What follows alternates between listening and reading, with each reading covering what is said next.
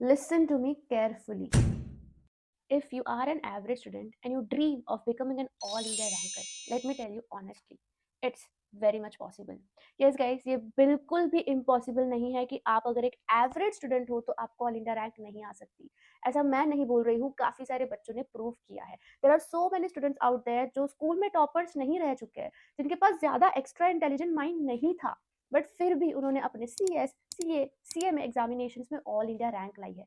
मैंने उन बच्चों से बात की एंड मुझे समझा कि उन्होंने ऐसा क्या अपने रूटीन में अलग किया था जिनकी वजह से उनको ऑल इंडिया रैंक आई है। आज मैं वही सारी चीजें आपको बताने वाली हूँ। So yes friends, welcome back to my channel. This is Neha Patel, your online friend who helps you to make your study very much easy and help you to get that all India rank. Guys, आज मैं आपको एक proper blue print देने वाली हूँ कि आपको क्या क्या कब कब करना है जिससे आपको वो ऑल इंडिया रैंक आ सकती है without you actually being that intelligent और स्मार्ट। बट उसके पहले I would like a very small favour from you guys. It would mean a lot to me and it motivates me a lot अगर आप मेरे channel को subscribe करते हो। मैं काफी ज्यादा मोटिवेट होती हूँ ऐसे और वीडियोस बनाने में। एंड ऑल्सो कमेंट में ऑल इंडिया रैंक लिख देना अगर आप नेक्स्ट ऑल इंडिया रैंकर बनना चाहते हो।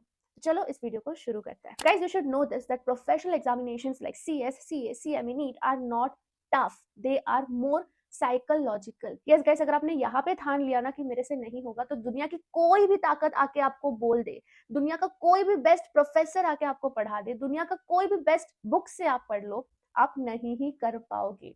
एंड यही अगर आपने यहाँ पे ठान लिया कि मैं तो करके रहूंगी, दुनिया इधर की उधर हो जाए, वॉर चल रहा है, कुछ भी हो रहा है, मुझे फर्क नहीं पड़ता।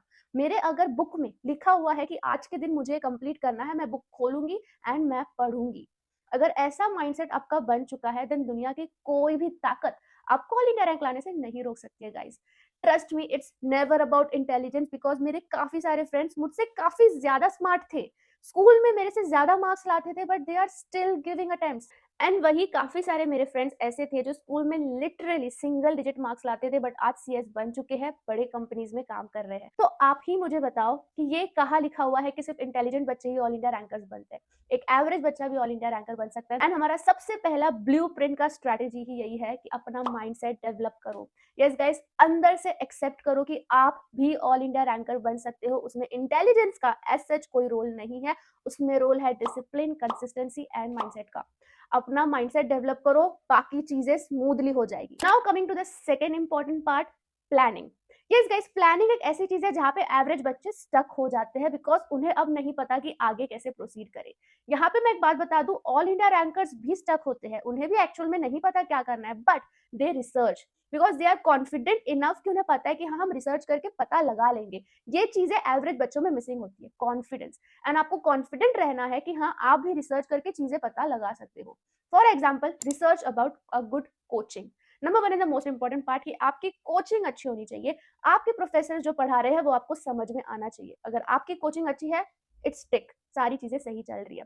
सेकेंड इंपॉर्टेंट, बुक्स और रिसोर्सेज। आपकी बुक्स भी अच्छी होनी चाहिए। फॉर एग्जाम्पल, आपको मॉड्यूल से पढ़ना है, आपको आपके क्लासेस के नोट्स से पढ़ना है, आपको स्कैनर या फिर PYQ की बुक चाहिए, एंड आपको एक टेस्ट सीरीज चाहिए जिसके थ्रू आप अपनी राइटिंग प्रैक्टिस कर सको। ये चार चीजें हैं जो रिसोर्सेज में आपको चाहिए होगा। ये चार चीजें अगर आपके पास है, you can be the next all India ranker. Planning में थर्ड इंपॉर्टेंट स्टेप आता है योर स्ट्रैटेजी। अब गाइस, आपने कोचिंग तो अच्छी ले ली, आपके पास सारे रिसोर्सेज आ गए, अब इसको यूज कैसे करना है, अब इसकी स्ट्रैटेजी क्या होगी, वो हम थर्ड फेज में डिस्कस करेंगे ऑफ योर ब्लूप्रिंट। सो मैं आपको पूरा स्ट्रैटेजी आपके सामने बता देती हूँ, क्या है, कैसे है। इट्स नाउ योर रिस्पॉन्सिबिलिटी कि आपको इसको एंड तक अच्छे से देखकर फॉलो करना है। Number one, all India rankers जो है ना, वो गाइस कभी भी बैकलॉग ज्यादा क्रिएट नहीं करते। They give much importance to their lectures. तो आपको भी मेक श्योर करना है कि आपके ज्यादा बैकलॉग्स ना हो। अगर अब तक के बैकलॉग्स बने हैं, कोई बात नहीं, जल्दी से कवर अप करो एंड आगे बैकलॉग्स क्रिएट मत करना। First important thing is this. Second, all India rankers make sure करते हैं कि जो उन्हें क्लासेस में पढ़ाया गया है वो सीरियसली घर आके रिवाइज करें। They are not over confidence कि हाँ, मैंने जो पढ़ा है वो मुझे याद रहेगा। दे डोंट मेक एक्सक्यूजेस कि यार मेरे पास टाइम नहीं है, मैं थक चुकी हूँ। भले वो आपके मुंह पे शायद बोल दे कि हाँ, मैंने नहीं पढ़ा है, मैं सो रही हूँ, but trust me, they are studying, they are revising. तो उनके कंपैरिजन में आके अपना पढ़ाई मत वेस्ट कर देना।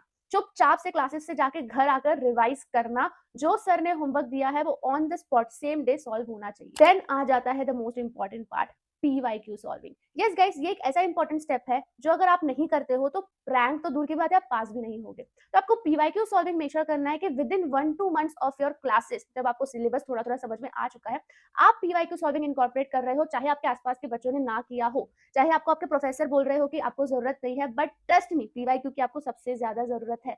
इससे आपको आइडिया लगेगा कि what is going in the brain of ICSI, ICAI, ICMI, वो किस टाइप के पेपर सेट कर रहे हैं, वो किस टाइप के क्वेश्चन सेट कर रहे हैं। This is what all India rankers do, they research, they understand the paper pattern, they can actually predict कि हाँ ये क्वेश्चन इस बार आएगा, एंड उस हिसाब से वो पढ़ते हैं। एंड प्रिडिक्शन कैसे करते हैं? हिस्ट्री में जाके। हिस्ट्री आपको कहाँ से मिलेगी? PYQs। तो इसलिए आपको PYQ solving with in 1-2 months of your coaching start कर देनी है। दिन में 1 घंटा भी निकाल लोगे ना तो भी बहुत है। PYQ solving is very important. Next important step आपके स्ट्रेटेजी में आ जाता है writing and test papers. Most of the rankers ये मेक श्योर करते हैं कि उनकी राइटिंग अच्छी हो। काफी सारे रैंकर्स की इनबिल्ट राइटिंग अच्छी ही होती है, बट काफी सारे रैंकर्स को प्रैक्टिस करनी पड़ती है। तो अब आपको आइडेंटिफाई करना है कि आपको प्रैक्टिस की किस लेवल की रिक्वायरमेंट है। अगर आपकी राइटिंग अच्छी है तो हफ्ते में 2-3 बार राइटिंग प्रैक्टिस करोगे चलेगा, बट अगर आपकी राइटिंग बिल्कुल भी अच्छी नहीं है, you have to work extra on it, because exam में जाके अल्टीमेटली क्या करना है? आपको लिखना है। ये चीज आपको समझनी पड़ेगी कि मुझे सिर्फ यहाँ पे चीजें याद नहीं रखनी है, मुझे लिखना भी आना चाहिए। सिर्फ रिवीजन से काम नहीं चलेगा, एक्सप्रेशन भी होना चाहिए, एंड वो होगा राइटिंग प्रैक्टिस जब आप टेस्ट दोगे। जब आप चैप्टर वाइज मॉक पेपर्स देते हो तो ऑटोमेटिकली आपकी चीजें रिवाइज भी होती है, आप राइटिंग प्रैक्टिस भी कर लेते हो। एंड टेस्ट के लिए आपके पास रैंकर्स वेव है। गाइस, रैंकर्स वेव में रिसेंटली 2 ऑल इंडिया रैंकर्स भी जनरेट हुए जिनके साथ मैंने पॉडकास्ट करा है, लिंक डिस्क्रिप्शन पर डाल दूंगी। उन्होंने खुद कहा था कि उन्होंने कितने सीरियसली टेस्ट और मॉक पेपर्स दिए थे जिनकी वजह से उनको ऑल इंडिया रैंक आई थी। यहाँ पे आपको डिटेल्ड रिव्यू मिल जाता है कि आपकी कहाँ कहाँ मिस्टेक्स हो रही है, प्लस हम राइटिंग प्रैक्टिस सेशंस भी लेते हैं। आप अपने अकॉर्डिंग कभी भी टेस्ट दे सकते हो, 2 दिन में चेक होके आ जाता है। डाउट सॉल्विंग प्लेटफॉर्म भी है, कोई भी डाउट पूछ सकते हो। इंडिया का one of the trusted CS test series है। तो अगर आपको एक अच्छा सा राइटिंग प्रैक्टिस प्लेटफॉर्म चाहिए, rankers wave is just for you. Link description पर डाल रही हूँ, इसमें भी 50% ऑफ है, स्पेशल 50 कूपन को यूज करके आ जाना। लास्ट स्ट्रेटेजी पार्ट में आता है मॉक पेपर्स। आपको ये मेक श्योर करना है कि आप अपने एग्जाम के ठीक 1 महीने पहले मॉक पेपर्स दे रहे हो, ताकि आपकी प्रिपरेशन एकदम तगड़ी हो जाए। ये होता है planning of all India rankers, no backlogs, daily revision, PYQ solving and test papers. अब आ जाते हैं टाइमलाइन पर। गाइस, आपको मेक श्योर करना है कि आपके पास सेल्फ स्टडी का सफिशिएंट टाइम बच रहा है। ऑल इंडिया रैंकर्स इस चीज पे काफी ज्यादा ध्यान देते हैं कि उनके पास सेल्फ स्टडी के लिए एटलीस्ट 1 से 2 महीने है जहाँ पे वो खुद कमरे में बंद रह के पढ़ाई करे। अब जितना खुद के साथ टाइम स्पेंड करोगे उतना ज्यादा चांसेस है कि आपको चीजें अच्छे से समझ में आएगी। They just don't rely on screens. Screen पर लेक्चर देखने का काम हो चुका है। लास्ट के 2 महीने खुद से बुक ओपन करके पढ़ना है। खुद के साथ बैठने से डरो मत। जितनी चीजें नहीं आती है, जितना उस सबसे भागोगे उतना डिले होगा, तो जल्दी बैठो और चीजें खत्म करो। हार मत मानो। यही डिफरेंस है एक एवरेज और ऑल इंडिया रैंकर में। वो कुछ अलग प्लैनेट से या फिर कुछ अलग धरती से नहीं आया है, वो बॉर्न इंटेलिजेंट नहीं है, बस वो इतना कॉन्फिडेंट है कि वो कर लेगा, एंड वो करता भी है, वो सिर्फ बोलता नहीं है। तो आपको वो बनना है कि you are not someone who just speaks, you are someone who does. And ये बहुत ही थिन लाइन का डिफरेंस है गाइस। ये सारी चीजें जो मैंने वीडियो में बताई है वही है जिससे आपको ऑल इंडिया रैंक आ सकती है, और कुछ अलग चीज नहीं है। अगर ये वीडियो आप ध्यान से देखोगे आपको सारी चीजें पता चल जाएगी। अब बस आपको एग्जीक्यूट करना है। तो नेक्स्ट टाइम ये मत सोचना कि एक एवरेज बच्चा ऑल इंडिया रैंकर नहीं बन सकता है। काफी सारे एवरेज बच्चे ऑल इंडिया रैंकर बने हैं, आप नेक्स्ट ऑल इंडिया रैंकर बन सकते हो। आई होप ये वीडियो आपको काम आया होगा। ऐसे और वीडियोस के लिए मेक श्योर करो कि मुझे सब्सक्राइब कर दिया है। हम मिलते हैं दूसरे वीडियो में। Bye bye, best of luck.